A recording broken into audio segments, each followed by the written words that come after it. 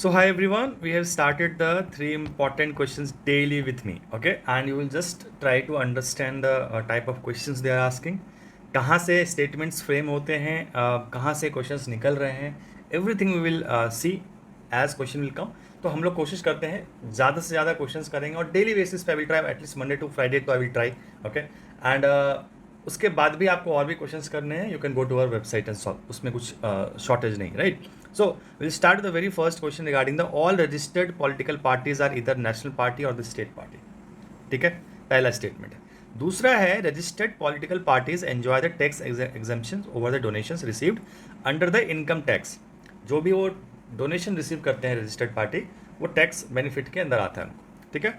Now as per the act, if the registered political party fails to conduct the election, okay, for the 3 consecutive years, suppose you are registered and you fail to conduct elections, EC is empowered to delist the party. जो registration है उसका delisting हो जाएगा, right? No longer a registered party. समझ में आया all the 3 questions? तो will see the answer to this question. First of all pause and try to answer on your own and then I will move to the next question.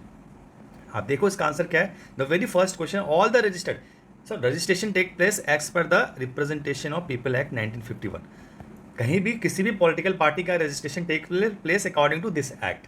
Now there are 2 type of political parties, one is called the recognised and दूसरा unrecognised, ठीक है। Now unrecognised means it's not an state party और national party, is just registered with the election commission under the RP act 1951। तो आप statements देखो यहाँ पे।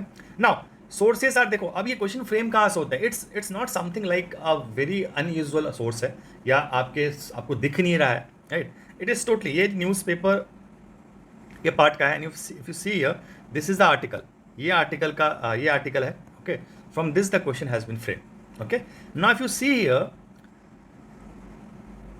it has been noticed that the less than third of the RUPP क्या है? Recognized unrecognized political party, registered unrecognized political parties, RUPP, okay? The RP Act does not confer explicit power on the EC to deregister any political party if it is fails to conduct election. तो as per the act अगर ऐसा कहा जाए कि suppose problem क्या हो रही है, you are registered, right? So you are receiving donation. ना इफ यू रिसीविंग डोनेशन, तो आपको इलेक्शन लड़ना है ना। फिर जिस रीजन की वजह से आपको डोनेशन मिल रहे हैं, आप इलेक्शन ही नहीं लड़ रहे, तो that funding is used for some other purpose, जैसे मनी लॉन्ड्रिंग और जो भी इश्यूज गवर्नमेंट रेस करती है और जो भी है, इसमें हमें नहीं जाना, right? So that is the issue कि आप फंडिंग रिसीव कर रहे हो आरपीए के अंदर रजिस्टर करके और इलेक्शन नहीं लड़ रहे हो।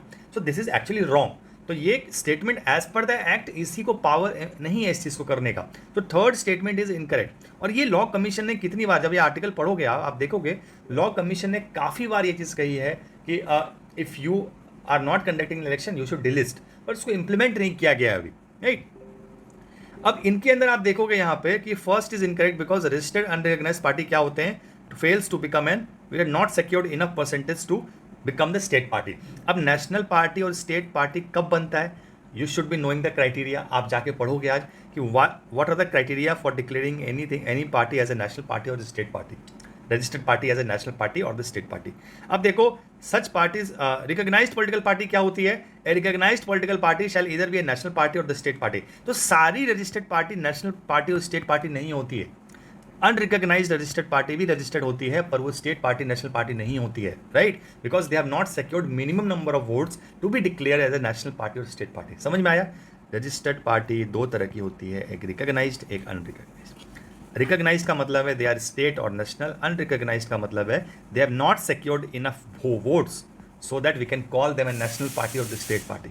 फॉर एग्जाम्पल इंडिया में आप अभी रिसेंटली नेशनल पार्टी बनी बिकॉज जो क्राइटेरिया है उसको फुलफिल करिए, पर हर एक पार्टी नेशनल पार्टी नहीं है, राइट?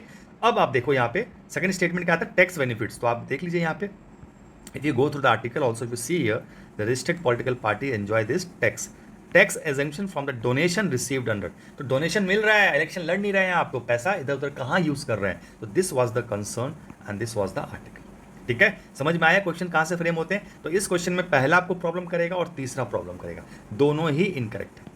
ऐसा कोई भी रूल नहीं है और ऐसा ये कंडीशन गलत है। दूसरा सही है, यस दिया है। समझ में आया? Moving to the very next question, it talks about the recent article on the lignite का एक आर्टिकल आया था, उसमें से इंपॉर्टेंट यह था कि कौन सा स्टेट इंडिया में लार्जेस्ट प्रोड्यूसर है लिग्नाइट का, जो हमने पहले स्टेटमेंट में पोस्ट किया है। Now, as the power, something related to power has come, so we have went to the Ministry of Power website, Power at Glance. वहाँ पे एक चार्ट आता है हर 20 डेज 2 मंथ 3 मंथ्स के बाद वो अपडेट होता है, रिसेंट डेटा होती है कि कौन सा सेक्टर कितना कंट्रीब्यूट कर रहा है हमारे टोटल इंस्टॉल कैपेसिटी जनरेशन में. ठीक है, तो पहला स्टेटमेंट अगर आप देखोगे Tamil Nadu largest producer, yes it is correct. आप देख लीजिए यहाँ पे, आप आर्टिकल दिखाता हूँ मैं आपको. ये आर्टिकल आया था, इस आर्टिकल में Tamil Nadu the largest producer according to the statistics released by the union ministry of the coal. Tamil Nadu accounted for 49.97%, followed by the Gujarat and Rajasthan. मतलब around 50% lignite comes from the Tamil Nadu. ठीक है, अभी इसी पावर एट ग्लांस की बात कर रहा था. आप देखो यहाँ पे सारी सब कुछ दिया हुआ है.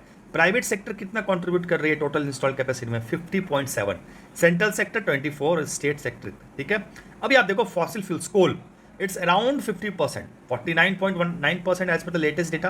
डेटा कब का है, 12/6, वेरी रिसेंट डेटा है, एक साल पहले.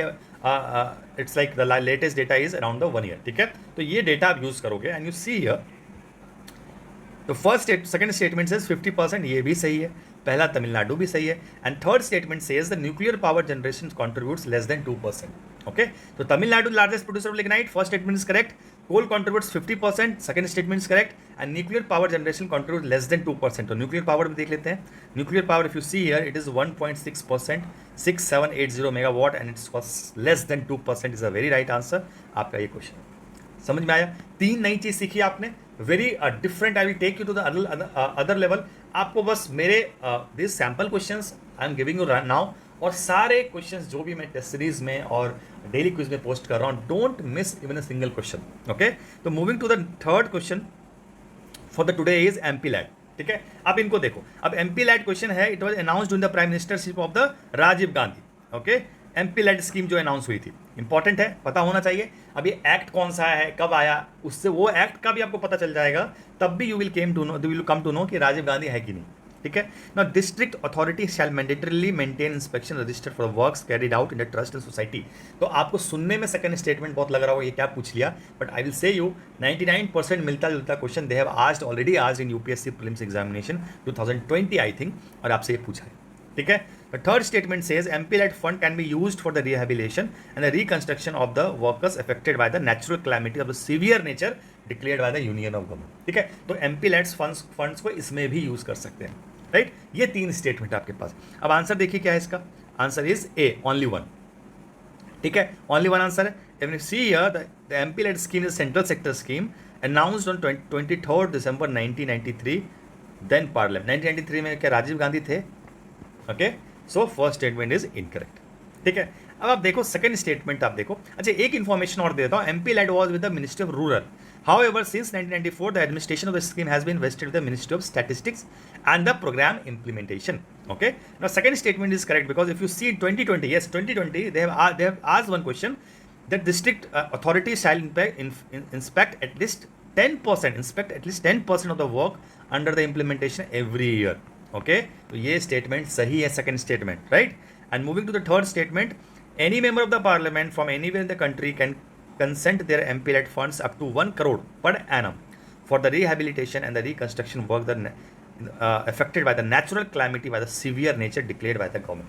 तो ये तीनों स्टेटमेंट जो हैं आपके, इसमें से only 1 is correct, third is first is incorrect. Okay, and second and third are correct. Right, so incorrect पूछा है आपसे, sorry, they have asked you incorrect. So second and third, first is incorrect, is not Rajiv Gandhi. Second question is correct and third is correct. Right, तो आपसे incorrect पूछा है, तो incorrect is only 1, that is first. तो second and third are correct, first is incorrect. So answer to this question is A, only 1. A is incorrect, rest is correct. So this is for the today. Daily we will try to bring you some important question and we will solve. Thank you so much.